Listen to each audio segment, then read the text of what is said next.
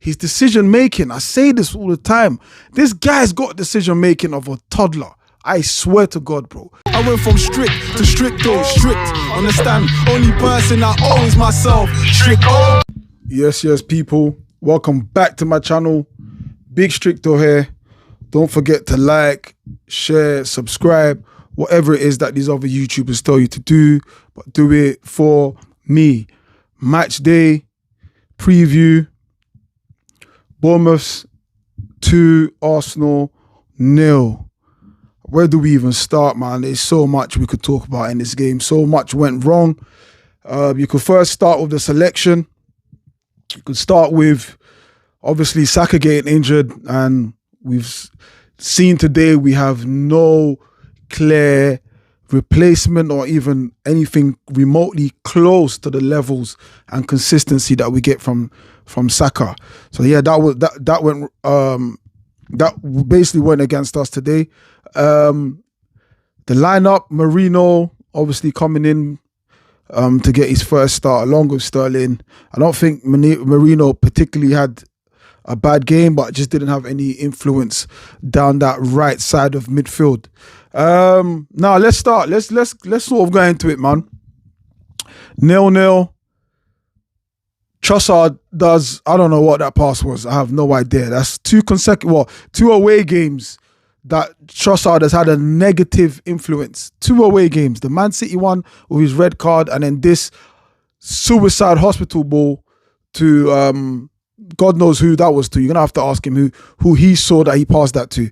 But anyway, that led to Saliba getting sent off because Saliba had to bring his man down because he wasn't set for that ball. Someone to arguing saying it's not a red. To me, that was a red all day long. I was surprised the ref gave him a yellow to begin with. It went to VAR and the referee changed his mind and then brandished the red, which I thought was the correct decision. I mean, listen, if you see that not given against us, you're pissed. Do you know what I'm saying? So it's one of them ones. It was a red card all day. Saliba now misses the Liverpool game. Now let's see, before even that red card, we just looked so disjointed. Like in the final third, passing was terrible. Like we had them on toast. We really, really had them on toast. It was breaking through them in the midfield.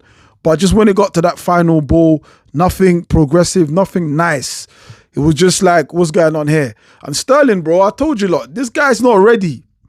This guy's not ready. And I've said this already in the stream. When he played against Bolton in that League Cup and everyone praised him, and I said, go back and look at my AFTV interview. I said, nah, I don't think Sterling had a good game. And it all comes back to the same thing. His decision making. I say this all the time. This guy's got decision making of a toddler. I swear to God, bro. He's just like my daughter. Like I love my daughter, of course, but there's just some things I just wouldn't leave in her in her power because she could do. She's a toddler. Do you know what I'm saying? she's a toddler. She could do anything. Like no one knows what she's gonna do, but like that's why kids have supervision. You can't leave them by themselves, bro. You can't leave children by themselves. And Sterling is, bro, he's not ready. I'm sorry. Raheem Sterling is not ready to start a game in the Premier League. A game that Arsenal, this is the perfect game for him. Because I can't think of any more of a perfect game. The last game he gave away the ball and who did we play? Leicester. Leicester went on to score. And then today, bags of opportunities. The ball's coming to him on that right-hand side. I know you're not Saka's level, but bro, you are that bad, bro. You're nowhere near.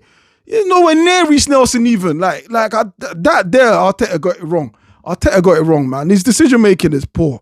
It's poor, and he's not the only one in this game, man. There's so many other players, but for me, because let's get it right. Sterling's on loan.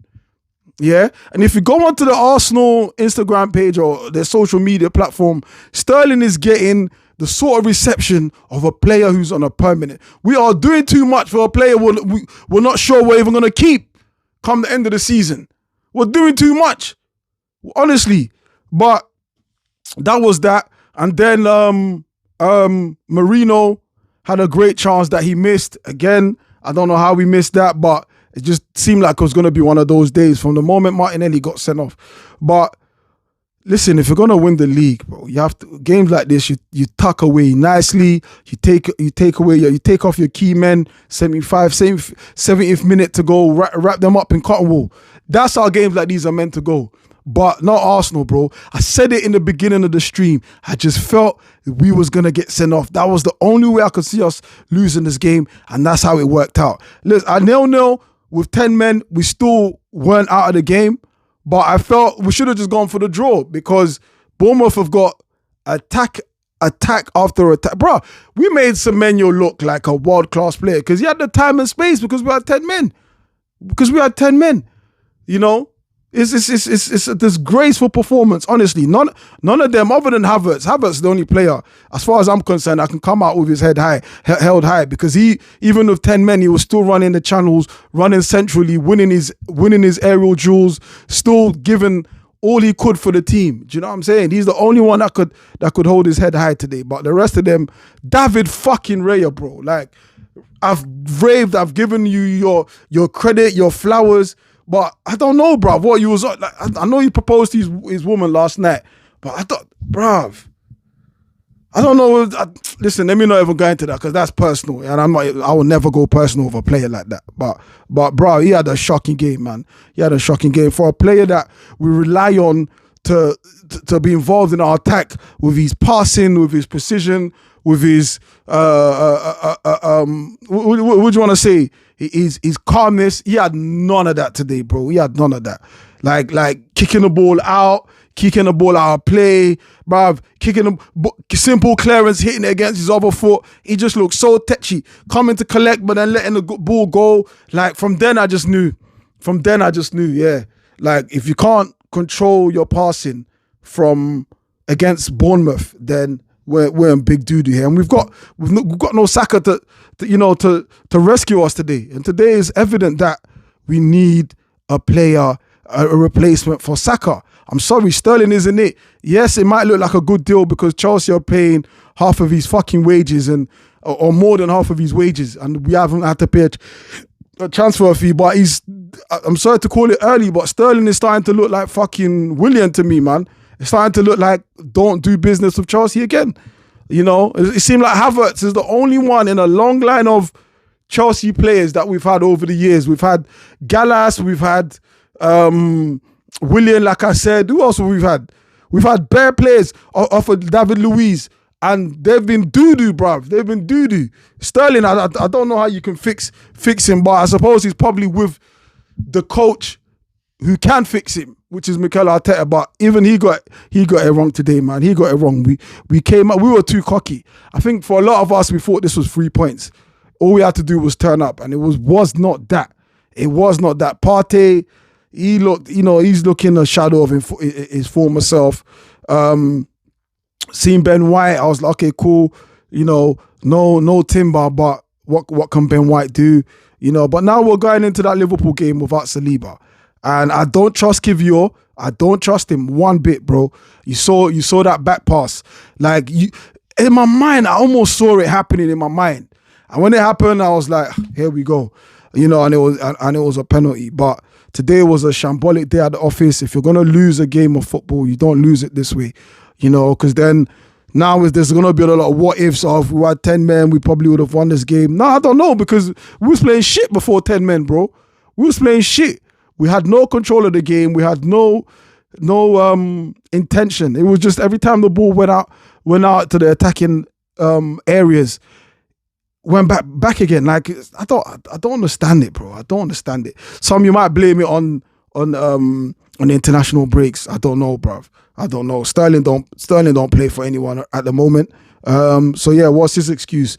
Ben White don't play for anyone again. What's his excuse? Martinelli, bro. Martinelli.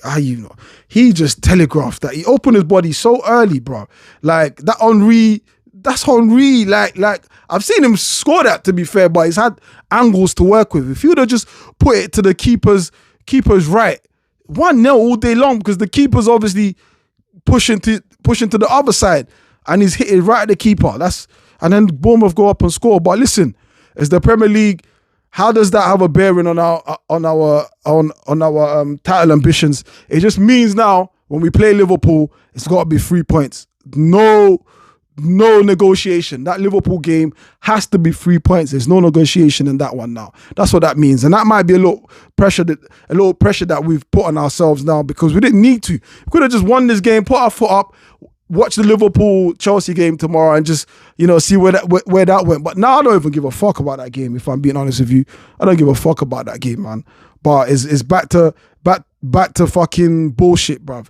You look at the end of the season, and this had the whole Fulham game last season where we lost at Fulham, and you could even argue that might have been the pivotal result that led to us not winning the league, because the margins are so tight.